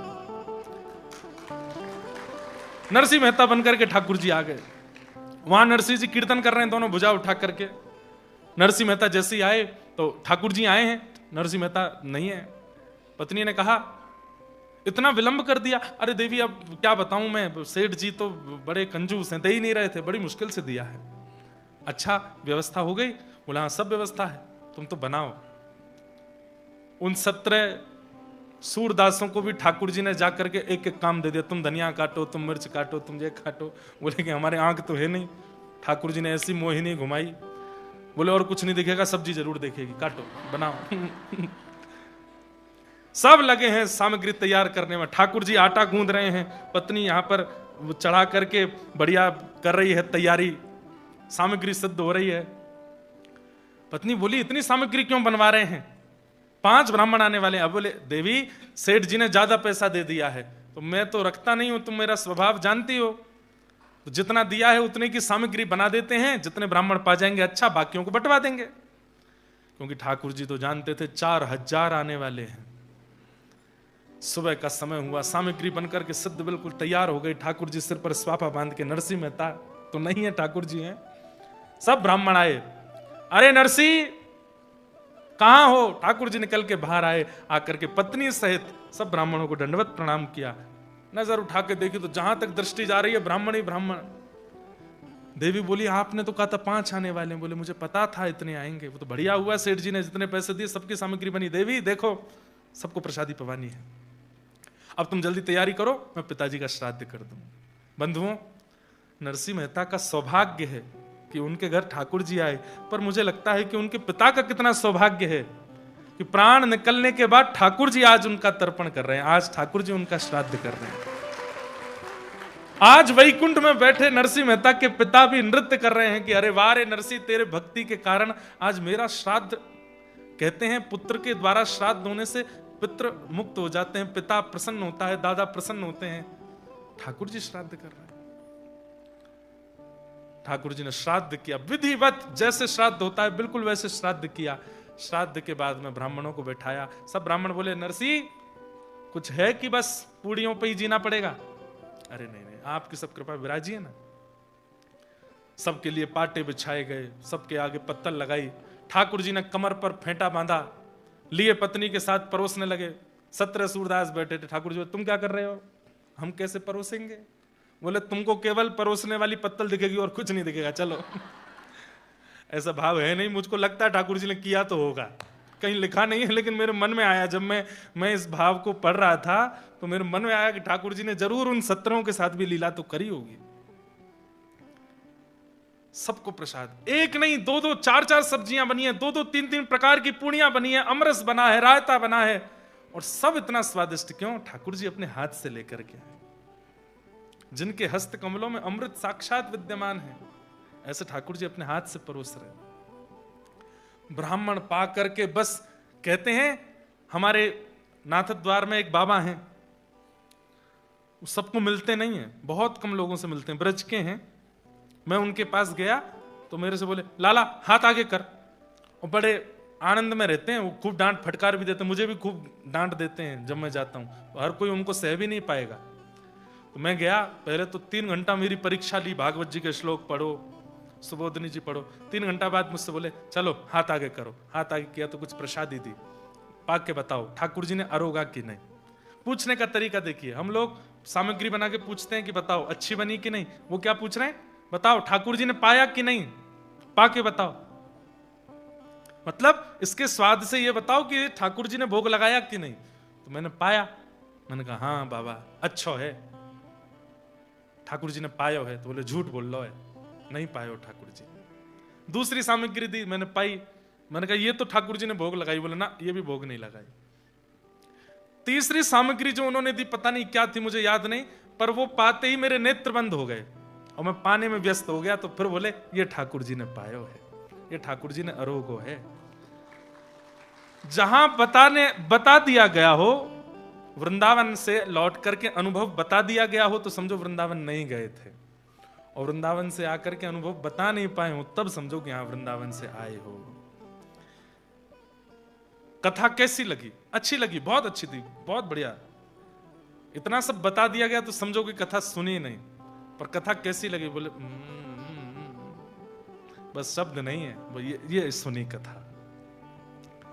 आज ऐसा प्रसाद बना है कि सब ब्राह्मण सिर हिला रहे हैं, वारे नरसी वारे नरसी। जो सब चिढ़ के मारे आए थे, सब प्रसाद पाकर के मुरीद हो गए नरसी मेहता जी के। सब अपने दोनों भुजा उठा के आशीर्वाद देने लगे। बोले अरे नरसी तेने तो इतना तृप्त कर दिया है भैया, ठाकुर जी तेरा खूब भलो करें, तू खूब ऐसी आनंद करे। 2-4 चिड़े हुए तब भी बैठे थे। बोले अरे अभी क्या, अभी तो भोजन पाया, अभी दक्षिणा की बारी है, देखते हैं दक्षिणा क्या देगा। पत्नी की भी चिंता हुई, ठाकुर जी को भीतर लेके गई, सुनिए प्रसाद तो पवा दिया, अब दक्षिणा कैसे बांटेंगे? मैं कह रहा था ना सेठ जी ने ज्यादा दे दिया, सेठ जी ने वो भी व्यवस्था दी है। तो क्या व्यवस्था है? तो देखा तो अंदर पोटलियां रखी थी, एक एक पोटली में 12-12 सोने की मोहर। पत्नी बोली मुझे लगता था सेठ जी उदार हैं, पर ये तो बहुत ही ज्यादा उदार हैं। इतने उदार? 4000 पोटली 12 सोने की मोहर, कोई आज भी नहीं कर पाएगा कोई इतना। और नरसिंह मेहता और पत्नी दोनों, आज मुझे तो कभी कभी पत्नी के लिए भी लगता है कितना सौभाग्य है। पति जब कोई अच्छा कार्य करता है, पत्नी हाथ लगाती है, वो ठाकुर जी के संग हाथ लगा रही हैं, ठाकुर जी के संग ब्राह्मणों को पूजन कर रही हैं। युगल दोनों एक साथ आशीर्वाद लेते हैं, उसका एक अपना महत्व होता है। आज नरसिंह मेहता की पत्नी के बगल में आशीर्वाद ब्राह्मणों का नरसिंह जी नहीं ठाकुर जी ले रहे हैं। कितना सौभाग्य उनकी पत्नी का। ब्राह्मण सब पोटलियां लेते हैं, बोले इतनी भारी, अरे कंकड़ पत्थर भर दिए क्या नरसिंह? नहीं नहीं नहीं, सब आपकी कृपा है। खोल खोल के देगा तो 12-12 सोने की मोहर। ब्राह्मणों के नेत्रों से आंसू निकल पड़े, सब हृदय से लगावे नरसिंह मेहता को और प्रणाम करते हुए सब लोग वहां से निकल पड़े। नगर में जाके हल्ला मचा दिया महाराज। वो कुल पुरोहित जी जो आए ही नहीं थे, वो बड़े भैया के यहां श्राद्ध खा के आए। उस समय श्राद्ध में सबसे बड़ी दक्षिणा मिलती थी 1.5 रुपया। कितना? उनको 1.5 रुपया मिला था बड़े भैया के यहां श्राद्ध खाने पर। तो वो 1.5 रुपया लेकर के ऐसे छाती चौड़ा के चल रहे थे। क्यों? बोले सबसे बड़ी दक्षिणा मुझे ही मिलती है श्राद्ध की, 1.5 रुपया, और किसी को नहीं मिलती। उनकी छाती देख करके 4000 ब्राह्मणों ने और फुलाई। बोले क्यों कर रहे हो ऐसे? 1.5 रुपया मिला, आज देखा मेरे यजमान ने कितना दिया? बोले महाराज अब बस बुलवाओ मत हमसे। नहीं नहीं बताओ। बोले 12 सोने की मोहर। अरे झूठ बोलते हो? बोले नहीं हम सत्य बोल रहे हैं, 12 सोने की मोहर, एक को नहीं सबको। 4000 लोग गए थे, सबको 12 सोने की मोहर। घिस घिस करके देख रहे हैं कहीं सोना झूठा तो नहीं है, ये तो नहीं, सब बिल्कुल सत्य निकला। बोले कैसे हो गया? मैं क्यों नहीं गया नरसिंह के यहां प्रसाद पाने? यहां नरसिंह मेहता ने सब करा। अब पत्नी से बोले देवी अब चलो मुझे भोजन कराओ। पत्नी ने भोजन की थाली लगाई, थाली लगा करके ठाकुर जी पा रहे हैं। पाने के बाद खूब सारा पाया, और पाने के बाद पति थाली में थोड़ा छोड़ दे तो पत्नी उसमें पा लेती है, ऐसा पूर्व में होता रहा है। पत्नी दूसरी थाली नहीं लगाती, वो पति की थाली में ही पा लेती है। ठाकुर जी का अधरामृत बच्चा है। ठाकुर जी ने सब पाया। वो देवी अब तुम पालो, मैं हस्त प्रक्षालन करके आता हूं। और ठाकुर जी प्रसाद पा करके उठे, उठ करके हस्त प्रक्षालन करने गए। वो बोले ध्यान लगा के देखूं नरसिंह कर क्या रहा है। देखा तो नरसिंह जी अभी भी नाच रहे हैं करताल लेकर के। वाह रे नरसिंह, तू ऐसे नाचता रहेगा तो द्वारिका छोड़ के मुझे तेरे घर पर रहना पड़ेगा। ठाकुर जी ने तुरंत चुटकी बजाई और नरसिंह मेहता का जो भाव चल रहा था वो भाव तुरंत धूमिल हुआ। अचानक से नरसिंह मेहता जी का मन उच्चाटित हुआ, नेत्र खुले, देखा तो सेठ जी पूरा परिवार निहाल पड़ा है सामने, वो भी नाच रहे हैं। सेठ जी क्या समय हो गया? उस समय का तो पता नहीं कितना हो गया। बाहर जाके पूछा, बोले कि भैया हमारा कीर्तन कितनी देर से? बोले कम से कम 20-25 घंटे हो गए भैया, कल सुबह शाम को शुरू किया, आज की शाम हो गई है। नरसिंह मेहता बोले ब्राह्मणों ने उपद्रव कर दिया होगा, मेरी पत्नी को आज बहुत गालियां दी होगी, कहीं घर से ही नहीं निकाल दिया हो। अरे क्या हो रहा होगा, बेचारे उन 17 सूरदासों के तो कपड़े फट गए होंगे। नरसिंह मेहता बोले सेठ जी आप जल्दी मुझे दे दीजिए, मैं सामग्री लेकर के जाऊं। धन लेकर के सामग्री लेने के लिए जाना चाहते थे, लेकिन बोले एक बार घर की स्थिति तो देख चलूं, कहीं आग वाग तो नहीं लगा दी घर में। घर के बाहर से झांक करके देखा तो चबूतरे पर पत्नी बैठे प्रेम से प्रसाद पा रही है। नरसिंह मेहता बोले ये क्या हो रहा है? हो सकता है पीछे से कोई व्यवस्था हो गई हो, ये प्रसाद कैसे पा रही है? और ये प्रसन्न भी लग रही है दूर से देखने में। नरसिंह मेहता तुरंत गए और जाकर के बोले देवी, हाँ जी आ गए हाथ धो के, आओ बैठो। नहीं देवी मुझे पता है तुम क्रोध में बोल रही हो, मुझे 24 घंटा हो गया, मेरे से गलती हो गई। ब्राह्मणों ने ज्यादा कुछ तो नहीं कहा ना, घर में वो 17 सूरदास भी ठीक है ना, घर की स्थिति तो कोई क्या बोल रहे हो आप, ये सब क्या कह रहे हो? अरे मैं कल सेठ जी के यहां गया था, देवी पूरी रात कीर्तन चलता रहा, पूरा दिन अभी जाके कीर्तन विश्राम हुआ और मैं आया हूं। पत्नी ने जैसे ये बात सुनी बोले आप क्या बोल रहे हैं? सुबह श्राद्ध हुआ है, 4000 ब्राह्मण आए थे, मैंने आपने हम सबने मिलकर के सामग्री बनाई। अरे मुझे तो आश्चर्य था 17 सूरदास कैसे देखने लगे, बिल्कुल बारीक मिर्च काट रहे थे सुबह। आप क्या कह रहे हैं? नरसिंह मेहता समझ गए मैं नहीं था, बैठ गए। बोले मुझे आज का पूरा दिन याद दिलाना। देवी याद नहीं आ रहा क्या हुआ था आज, पूरा वृत्तांत वो बताती जा रही है और नरसिंह मेहता के नेत्रों से अश्रु आते जा रहे हैं। नेत्र खोल करके अपनी पत्नी का हाथ पकड़ करके बोले मैंने कहां छुआ था सुबह तुम्हें? बोले आपने यह हाथ पकड़ा था। वो हाथ लेकर के अपने सिर से लगाने लगे।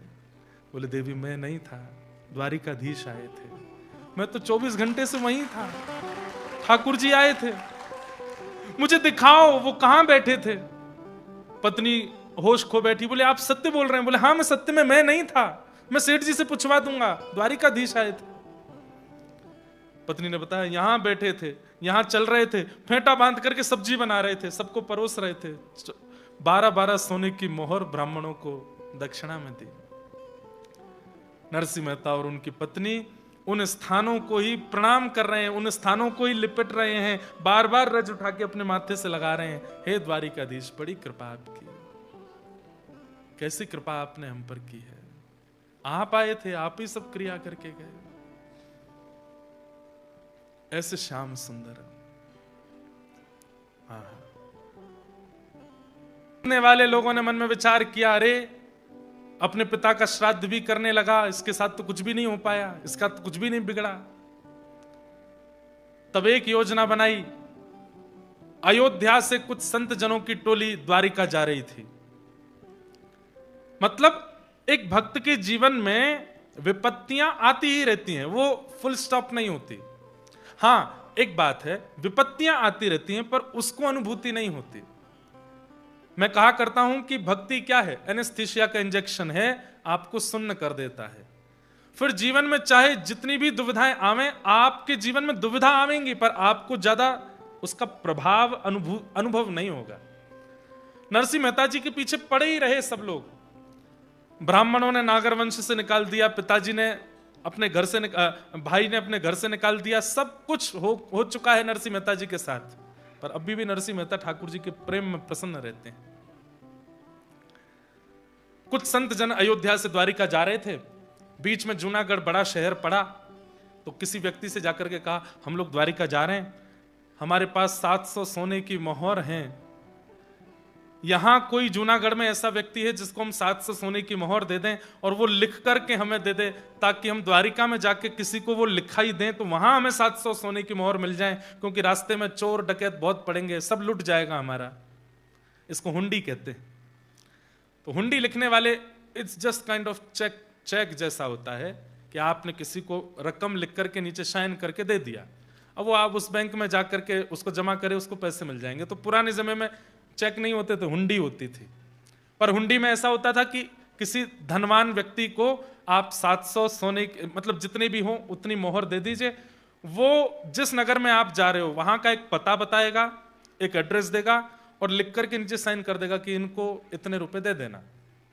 और वो कुछ अपनी खुफिया कुछ लिखता भी था, कोड वर्ड्स, उसको पढ़ के सामने वाला दे देता था।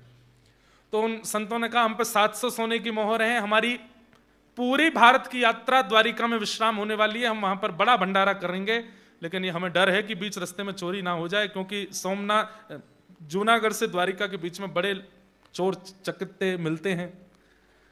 तो जूनागढ़ में अगर कोई हुंडी लिखने वाला हो तो उसका नाम बता दो। उन मन चले लोगों ने एक दूसरे का मुंह देखा, बोले एक ही है यहाँ तो। कौन? नरसिंह मेहता। बोले अब आएगा मजा। अब नरसिंह के पास ये जाएंगे, जाकर के उससे हुंडी लिखवाएंगे और 700 रुपए इसको दे देंगे, 700 सोने की मोहर, और उसको हुंडी लिखनी पड़ेगी और फिर वो फंसेगा। इन्होंने कहा देखो हमारे नगर में सबसे बड़ा आदमी एक ही है, नरसिंह मेहता, लेकिन भैया उसका नियम है, वो 1000 सोने की मोहर से नीचे की हुंडी नहीं लिखता। आपकी कितनी है? भैया हमारी तो 700 है। 700 भी बहुत बड़ी बात थी, लेकिन नरसिंह को फंसाना है ना, फिर तो आपका काम नहीं हो पाएगा। एकमात्र नरसिंह मेहता है जिसकी द्वारिका में गद्दी है, और यहां पर जितने भी हुंडी लिखने वाले हैं उनकी द्वारिका में कोई गद्दी नहीं है। नरसिंह मेहता ही लिख सकता है, लेकिन वो 1000 सोने की मोहर से नीचे लिखता नहीं है। बोले अब हम क्या करें, हमें बता दो। बोले आप तो जाकर के 700 सोने की मोहर उसके चरणों में रख देना, वो लाख मना करे उसके चरण पकड़ लेना, वो ये भी कहेगा कि मेरी कोई गद्दी नहीं है द्वारिका में, आप तो पीछे पड़ जाना। बोले आप कृपालु हो, दयालु हो, संतों पर कृपा नहीं करोगे? चरण धो के पीने लग जाना उसके, क्योंकि जानते हैं कि संत जब ऐसा करेंगे तो नरसिंह बेचारा रो के अंत में स्वीकार कर ही लेगा, खूब मना करेगा, लेकिन आप करके ही मानना। श्री प्रियादास जी, उन्होंने भक्ति रस बोधनी टीका में बहुत सुंदर वर्णन किया है। तीरथ करत साधु आए पुर पूछे को, हुंडी लिख दे हमें द्वारिका सिधारिये, जेवे रहे दुषी कही जाते ही भगावे भूषी, नरसी विदित साह आगे दम डारिये, चरण पकड़ गिर जावो जो लिखावो अहो, कहो बार बार सुन बिनती न टारिये, दियोले बताए घर जाहे वही रीति करी, भरी अखबार मेरे भाग कहां बारी में। ये नाभा जी ने भक्तमाल जी की रचना की, उसमें उन्होंने छप्पे लिखा, उस छप्पे का विस्तार फिर श्री राधा रमणीय परंपरा में दीक्षित श्री प्रियादास जी ने टीका लिखी, भक्ति रस बोधनी टीका। उन्होंने इस प्रकार से भक्तों के चरित्र को विस्तार किया है, बहुत सुंदर है। ये भी इतने शब्दों में पूरी बात बता दी। बोले आप तो जाइए नरसिंह के चरणों में गिर जाइए। नरसिंह मेहता का घर भवन तो बड़ा बना ही हुआ था। जैसे ही ये साधु महात्मा गए घर देख करके और नरसिंह मेहता को देख करके बड़े प्रसन्न हुए। नरसिंह मेहता का स्वरूप था कि संतों को देखते ही चरण धोने भागते थे। चरण धोए,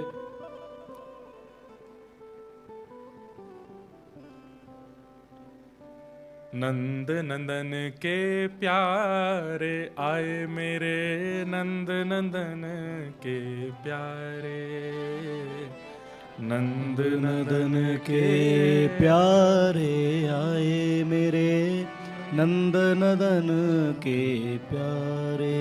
ओ नंद नंदन के आए प्यारे मेरे, नंद नंदन के प्यारे, नंद नंदन के प्यारे आए मेरे। जब घर पर कोई वैष्णव आता है तो ये पद गाया कीजिए। जैसे घर पे हम भी कईयों के यहाँ जाते हैं, थाल लेके आरती करते हैं, तिलक लगाते हैं। अब उसमें मंत्र विधि आप लोग क्या करेंगे, इतना सब कुछ कर दें तो अच्छी बात, लेकिन कभी कोई वैष्णव घर आवे तो ये पद गाइए।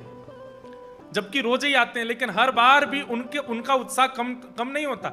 जैसे रोज किसी के घर संत आते हो तो निश्चित होगा कि 3-4 संतों के बाद में अब इच्छा कम होने लग जाएगी, उतना उत्साह नहीं रहेगा। पर नरसिंह मेहता तो हर दिन उसी उत्साह में रहते हैं, जैसे मानो पहली बार कोई उनके घर आया हो। खूब तिलक माला इत्रादि लगा करके, चरण धो करके खूब सुंदर किया।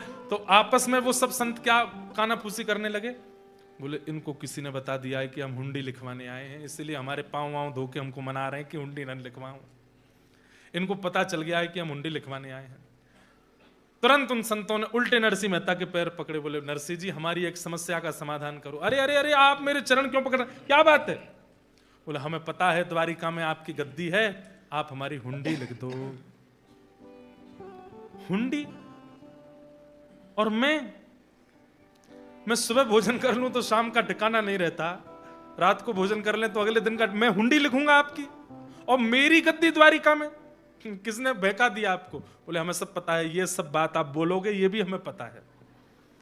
हमें बता दिया गया था कि वो कितना भी मना करें चरणों में, हमें पता है आप 1000 सोने की मोहर से नीचे हुंडी नहीं लिखते, पर हम गरीब, हम संत जन हैं, हमारा तीर्थ यात्रा पूरी द्वारिका में होगी, वहां हमें भोजन प्रसादी करना है, बीच में कोई धन लूट लेगा हमारा, ये 700 सोने की मोहर है, हमें पता है हम आपके योग्य, 1000 हुंडी, 1000 सोने की मोहर नहीं 700 है, लिख दीजिए ना। नरसिंह बोले पर मेरी कोई गद्दी नहीं है द्वारिका में, मैं किसकी सौगंध खा के बताऊं? बोले हमें यह भी बताया था कि वो सौगंध खाने को तैयार हो जाएगा, पर फिर भी उसी से ही हुंडी लिखवाना। नरसिंह जी जानते तो थे कि जूनागढ़ के लोग कुछ ज्यादा ही प्यार करते हैं मुझसे। जब वे संत रोने लगे तो नरसिंह जी से सहा नहीं गया। हे द्वारिकाधीश, मेरा द्वारिका में कोई गद्दी नहीं, आप ही हो मेरे, तो और तो कोई है नहीं। ठीक है लाइए 700 सोने की मोहर, पर मेरा एक नियम है। आपको किसी ने कहा कि मैं हुंडी लिखता हूं, बोला हाँ, मेरा नियम है कि मैं हुंडी के पैसे लेके पहले उन्हें खर्च करता हूं, ये मेरा नियम है। संत जन बोले ये कौन सा नियम है? बोले देख लीजिए एक बार। 700 सोने की मोहर लेकर के उन संतों को घर में ही रखा और महाराज चून का नौता, मतलब जूनागढ़ के आसपास के संतों को निमंत्रित कर दिया कि सब लोग आकर के मेरे घर प्रसाद पाओ। 700 सोने की मोहर से कम नहीं तो 5-10 हजार साधु महात्माओं का प्रसाद करा दिया नरसिंह मेहता ने, और उन संतों से ही परोसवाया। सबकी प्रसादी होने के बाद, दक्षिणा वितरण करने के बाद, जब 700 सोने की मोहर बिल्कुल जीरो हो गई, शून्य, तब एक पर्चा लिया और उसमें लिया, हे मेरे प्राण आधार जीवन आधार, मेरे प्राण प्रिय सांवलिया सेठ श्री द्वारिकाधीश, मैं आपका दासानुदास नरसिंह मेहता 700 सोने की मोहर आपकी कानी से ले ली है, इन संतों को भेज रहा हूं, कृपा कर हमारी हुंडी स्वीकारो महाराज रे सांवरा गिरधारी। मारी हुंडी स्वीकारो महाराज रे सांवरा गिरधारी। हमें गुजराती ज्यादा आती नहीं है, जितनी आवे सुन लीजिए। हे मारी हुंडी स्वीकारो महाराज रे सांवरा गिरधारी। ओ मारी हुंडी स्वीकारो महाराज रे सांवरा गिरधारी। मारी हुंडी स्वीकारो महाराज रे सांवरा गिरधारी। ओ मारी हुंडी स्वीकारो महाराज रे सांवरा गिरधारी। सांवरा गिरधारी, सांवरा गिरधारी, सांवरा गिरधारी। ओ सांवरा गिरधारी। माने एक छे थारो आधार रे सांवरा गिरधारी। ओ मारो एक छे थारो आधार रे सांवरा गिरधारी। ओ माने एक छे थारो आधार रे सांवरा गिरधारी। ओ मारो एक छे थारो आधार रे सांवरा गिरधारी। हे मारी हुंडी स्वीकारो महाराज रे सांवरा गिरधारी। ओ मारी हुंडी स्वीकारो महाराज रे सांवरा गिरधारी। नरसिंह मेहता लिख रहे हैं, नाथ मैंने 700 सोने की मोहर लेकर के संतों की प्रसादी कर दी है। क्यों? क्योंकि आप तक किसी भी वस्तु को पहुंचाने का एक ही जरिया है, संत जन। मैंने 700 सोने की मोहर संतों को पवा दी है, इसका मतलब आपके पास पहुंच गई है। तो द्वारिका में लाज रखना, जब ये सब आ जाएं तो इनको कैसे भी करके 700 सोने की मोहर दिलवा देना। देखा, ठाकुर जी तक कोई भी वस्तु पहुंचानी हो तो ठाकुर जी के प्रिय जनों को दे दो। ठाकुर जी के प्रियजनों को पवा दो, ठाकुर जी के प्रियजनों को मान कर दो, उनसे प्रेम कर लो, तो मतलब ठाकुर जी को पहुंच जाती है वो वस्तु। जैसे व्हाट्सएप जरिया है अपनी बात अपने प्रेमी तक पहुंचाने का, ऐसे ही जितने भी हरिजन हैं, हरि भक्त हैं, ये सब ठाकुर जी के व्हाट्सएप हैं। इन्हीं पर ही सारे मैसेज टाइप कर दिया करो, जो ठाकुर जी को बोलना है, जो ठाकुर जी के प्रति कहना है, जो भाव आपका है, वो सब इन्हीं को दे दो।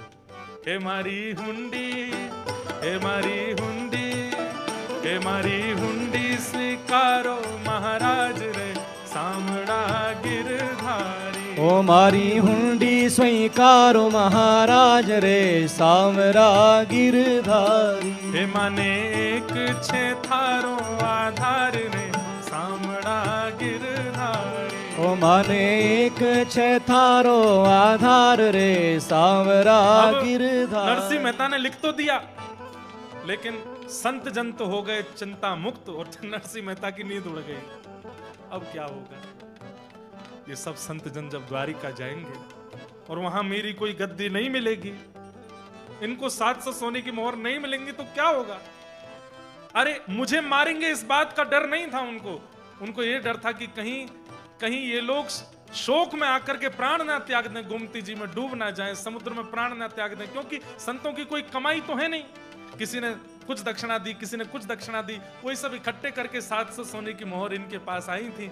पर अब मैं क्या करूं, मेरे पास आ गए, अब मुझे सबको पवाना पड़ा, अब इनको मिल जाए बस कैसे भी कि हे ठाकुर जी, ओ माने एक छे थारो आधार रे सामड़ा गिरधारी। ओ माने एक छे थारो आधार रे सामरा गिरधारी। संत जन कीर्तन करते हुए द्वारिका पहुंचे, हफ्ता भर 10 दिन में द्वारिका पहुंचे, जाकर के द्वारिकाधीश के दर्शन किए। बोलो द्वारिकाधीश।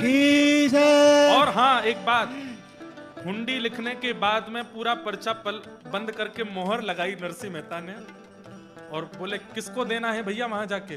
बोले गोमती जी के तट पे जाकर के, वहां पे सांवलिया सेठ हैं, एक सेठ जी हैं, उनका नाम क्या है? सांवलिया सेठ, उनको जाकर के ये दे देना। बोले अच्छा ठीक है।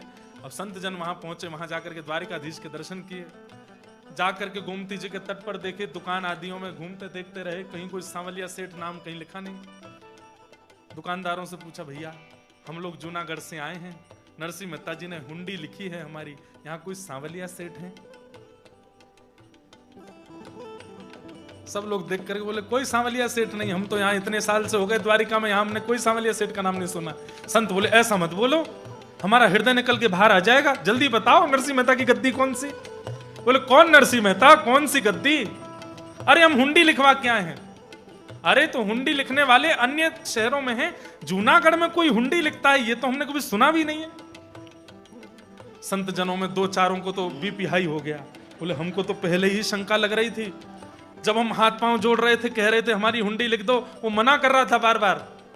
एक संत रोता रोता बोला वो सब तो दूर की बात, हमारी 700 सोने की मोहर हमारे सामने पूड़ी बना के खिला दी उसने, वो मिलेंगे भी नहीं दोबारा, और वो तो बोल देगा कि मैंने तो तुम्हारी तरफ से संत भोज करा दिया। अब क्या होगा?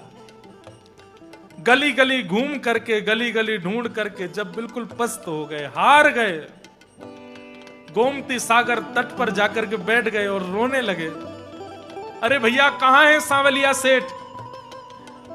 तब आहा, श्री प्रियादास जी बहुत सुंदर वर्णन करते हैं, ठाकुर जी सांवलिया सेठ का रूप धारण कर रहे हैं। कैसा रूप धारण किया? माथे पे लपेटी राखी अटपटी पाग मोटी। सुनिएगा, माथे ठाकुर जी एक सुंदर धोती पहनी है, ऊपर अंग रखा पहना है, जैसे हमने ये पहनी है बगलबंदी, ऐसे ही ये 2 तनी की जगह जब यहाँ 6-7 तनी हो जाए तो अंग रखा हो जाता है। अंग रखा नीचे घेरदार होता है, जैसे माताएं पहनती हैं ऐसे घेरदार अंग रखा है, नीचे धोती है, यहां पर एक पटका कंधे पर है और दूसरा पटका हाथ पर है। आहा, कटी सो लपेटी राख्यो लावो सो दुपट्टा, और पेटे रखो काड़ी कछु चाहक अगारी है, कान पे कमल वही बगल दबाए सा। एक कान के ऊपर कमल पुष्प रखा है और कुछ कमल के पुष्प बगल में, जैसे सेठ होते हैं अदा में रहते हैं। कुछ कमल के पुष्प ऐसे दबा करके कान, इतने में ही बैंत समझते हैं आप लोग। एक छड़ी होती है, बड़ी स्टाइलिश छड़ी, बूढ़े बड़े लोग कभी कभी लेके चलते हैं। बैंत खटकाते हुए, अपनी जूतियों की खनक करते हुए, इत्र की सुगंधी कमल घुमाते हुए, सिर पर पाग पहनी है, बीच बीच से उनके घुंघराले केश बाहर आ जाते हैं तो उनको भीतर करते हैं। यहाँ कमल लगाए हुए कमल नैन ठाकुर जी, और हल्ला करते हुए, अरे कोई जूनागढ़ हमारे सेठ नरसिंह मेहता के यहाँ से हुंडी लिखवा के आया है क्या? अरे सांवरिया सेठ हम ही हैं, आइए हमसे मिलिए। जैसे ही सांवरिया सेठ आवाज सुनी संतों के, तो जैसे मानो जान में जान आई। बोल कहाँ है, कहाँ है, कहाँ है? तभी देखा अंधेरे में से श्वेत वस्त्र पहने हुए साक्षात द्वारिकाधीश सांवरिया सेठ बन करके आए हैं। बोलो द्वारिकाधीश की जय, बोलो सांवरिया सेठ की जय। ठाकुर जी आ गए। संत जन पहले तो भैया देखते ही रह गए, क्या सुंदर छवि, कैसे नेत्र, कैसे गाल, कैसी नासिका, कैसी मुस्कान। अरे महाराज आप लोग ही आए हैं क्या जूनागढ़ से? बोले हाँ हम ही आए हैं, 700 सोने की मोहर की हुंडी लिखवाई, जल्दी दीजिए, पत्र कहाँ है? पत्र देख करके पहले तो ठाकुर जी ने सिर से लगाया, ओहो आप लोग कितने भाग्यशाली, हमारे सेठ जी से मिलके आए हो। आपस में संत जन जो गालियां दे रहे थे उनको, नरसिंह मेहता को, उनको कोई समझाने, देखा सच्चा है वो, इतना सुंदर, उसका नौकर है ये ये उसका नौकर है, देखो उसका पत्र देख के माथे से लगा रहा है। पत्र खोल करके जैसे ही पढ़ने लगे, ठाकुर जी के नेत्रों से अश्रु गिरने लगे। कितना सुंदर पत्र लिखा है। महाराज आपकी 700 सोने की मोहर बिल्कुल तैयार है, बल्कि हमारे सेठ जी ने हुंडी में लिखा है 700 से अधिक भी अगर आपका खर्चा हो तो वो भी मैं वहन करूंगा। सेठ जी की बड़ी कृपा है। तो एक ने पूछ लिया, बोले ये जो जूनागढ़ वाले नरसिंह मेहता, इनका कारोबार क्या है, इतनी बड़ी इनकी? बोले कारोबार तो हमको पता नहीं, हम तो छोटे मोटे उनके नौकर, हमको वो बताते नहीं है। पर इतना मैं बता सकता हूं कि द्वारिका की गद्दी उनकी समस्त गुजरात की गद्दियों में सबसे छोटी गद्दी है, इससे बड़ी बड़ी गद्दियां हैं उनकी। वो तो बहुत बड़े सेठ हैं भैया, हमें तो उनके दर्शन ही नहीं मिल पाते हैं। आप लोग, मैं आपके चरण छू लूं जरा। ठाकुर जी चरण छू रहे। संतों को पहले लेकर के गए ठाकुर जी अपने भवन में, रुक्मणी आदि भी सब रूप बदल के वो सेठानी बन के खड़ी हैं। पवाओ संतों को प्रसाद पवाओ, सोने की थाली में महाराज दे करके। संत जन कहें ये तो नौकर है, इसके यहाँ सोने की थाली है, इसकी सेठानियां तो देखो कैसा सुंदर। भैया नरसिंह मेहता क्या अद्भुत आदमी है वास्तव में। ठाकुर जी ने इतना चकाचक उनका आनंद कराया।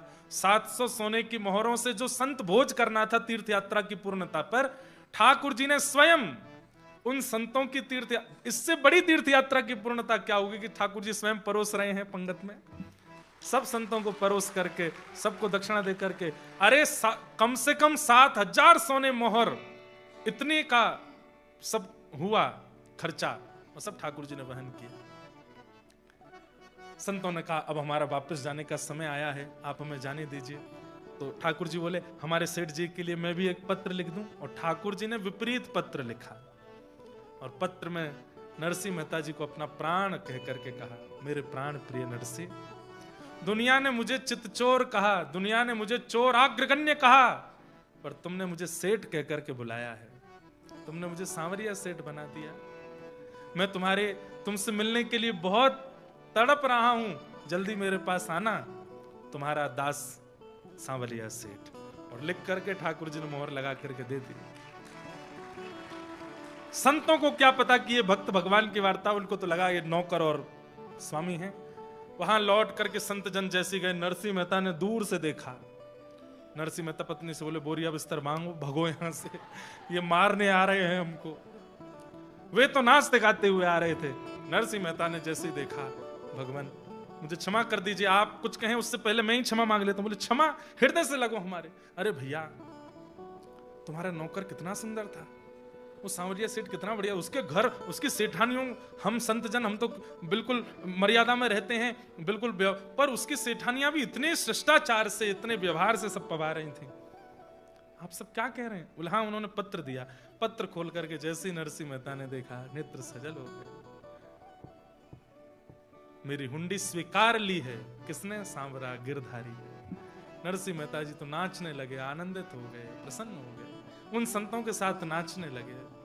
अब मैं क्या सत्य बताऊं आपको कि आप किससे मिलकर के आए? अरे भैया वो नौकर नहीं है, वो सबके स्वामी है, साक्षात द्वारिकाधीश आए थे। मेरी कोई हुंडी नहीं है वहां पर, मेरी कोई गद्दी नहीं है, मेरा कोई नौकर नहीं है। मैंने आपके उस पत्र में द्वारिकाधीश से प्रार्थना की थी कि आप ही लाज बचाइए, वही आए। और सब सत्य नरसिंह मेहता ने बताया। संत जन धन धन्य हो गए। बोले हमने तो, इससे बड़ी तीर्थ यात्रा का समापन क्या होगा कि प्रत्यक्ष ठाकुर जी का दर्शन हमको नरसिंह मेहता तुम्हारी वजह से हो गया। नरसिंह मेहता जी ने कहा अब आप लोग भी यहीं रुक जाओ, हमारे भवन में ही रहो हमारे साथ, और उनको भी वहीं रोक लिया। ऐसे नरसिंह मेहता अपनी पत्नी के साथ खूब सुंदर ठाकुर जी की सेवा में लगे हैं। आई एम वेरी सॉरी, आज थोड़ा टाइम ज्यादा लिया है आप लोगों का, पर कल एक दिन की कथा और बची है। कल हम लोग आगे के प्रसंग सुनेंगे। नरसिंह मेहता जी की बेटी का ब्याह हो गया अंजार में, गुजरात के कच्छ में अंजार एक स्थान है, वहां उनकी बेटी का ब्याह हुआ, पर गौना नहीं हुआ था। अब इसके आगे का जो प्रसंग है वो हम लोग कल सुनेंगे, और कैसे ठाकुर जी उनकी पुत्री के लिए भात भरने गए, आदि आदि भावों को हम लोग कल सुनाएंगे। हे भजो